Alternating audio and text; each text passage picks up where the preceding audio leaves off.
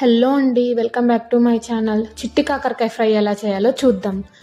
ముందుగా కాకరకాయని ఇలా కట్ చేసుకొని వాటిని ఇలా కుక్కర్ గిన్నెలోకి తీసుకొని అందులోకి చింతపండు, పసుపు, కాస్త ఉప్పు వేసి ఒక 5 విజిల్స్ కానీ 4 విజిల్స్ కానీ రానివ్వండి. చూడండి, విజిల్స్ వచ్చాక ఎంత బాగా ఉడికిపోయాయో. దాన్ని ఇలా స్క్వీజ్ చేసి పక్కన పెట్టుకోండి. లోపల చూడండి ఎలా బాగా ఉడికిందో. ఇలా బాగా ఉడికిపోవాలి. తర్వాత ప్యాన్ పెట్టి ఆయిల్ వేసి పోపు దినుసులన్నీ వేసి పోపు దినుసులు చుట్టుపట్లాడిన తర్వాత మనం స్క్వీజ్ చేసి పెట్టుకున్న కాకరకాయలని అందులో వేసి బాగా మగ్గనివ్వండి. ఒక 5 to 10 మినిట్స్ బాగా సిమ్లోనే మగ్గనివ్వండి. చూడండి, ఇలా గోల్డెన్ బ్రౌన్ కలర్ రావాలి. గోల్డెన్ బ్రౌన్ కలర్ వచ్చి ఇంకా కొద్దిగా రోస్ట్ అయినా పర్లేదు.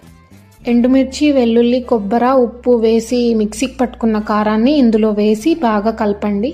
అది కొద్దిగా రోస్ట్ అయ్యాక చిట్టి కాకరకాయలతో ఫ్రై రెడీ అవుతుంది. ఇది అన్నంలోకి చేదు లేకుండా బాగుంటుంది.